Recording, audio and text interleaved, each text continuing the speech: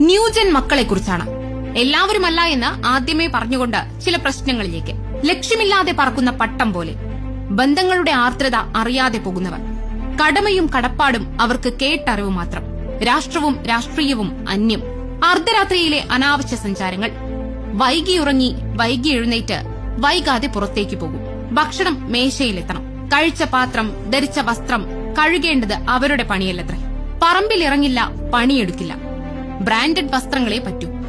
തിരിച്ചെന്തെങ്കിലും പറഞ്ഞാൽ കലഹമാണ്, കലാപമാണ്. സ്വന്തം വരുമാനമുണ്ടെങ്കിൽ അത് സ്വയം ചിലവാക്കാൻ മാത്രം. മുതിർന്നവരെ കാണുമ്പോൾ മുഖത്ത് പുച്ഛം ഫിറ്റ് ചെയ്തതുപോലെ. തന്തവൈബെന്ന് കളിയാക്കിയുള്ള പോസ്റ്റുകളാണ് പിന്നെ.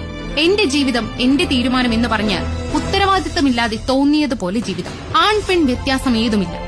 അവിടെ ഉറ്റവർക്ക് കണ്ണുനീർ ബാക്കിയാകും. എന്താണ് കാരണം? ലാളന തന്നെ. ഇല്ലായ്മ അറിഞ്ഞിട്ടില്ല അവർ. ഭക്ഷണത്തിന് മുട്ടില്ല. ശിക്ഷയില്ലാതെ ശിക്ഷണമില്ലാതെ അവർ വളരുന്നു.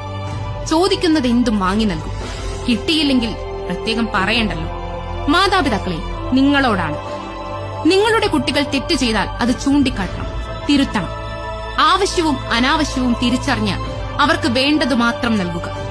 അവർ പഠിക്കട്ടെ, കളിക്കട്ടെ, അധ്വാനിക്കട്ടെ, നല്ലവരായി വളരട്ടെ. നമ്മളാണ് അവരെ തിരുത്തേണ്ടത്, നല്ല വഴി കാട്ടേണ്ടത്. അവർ നമ്മുടെ മക്കളാണ്.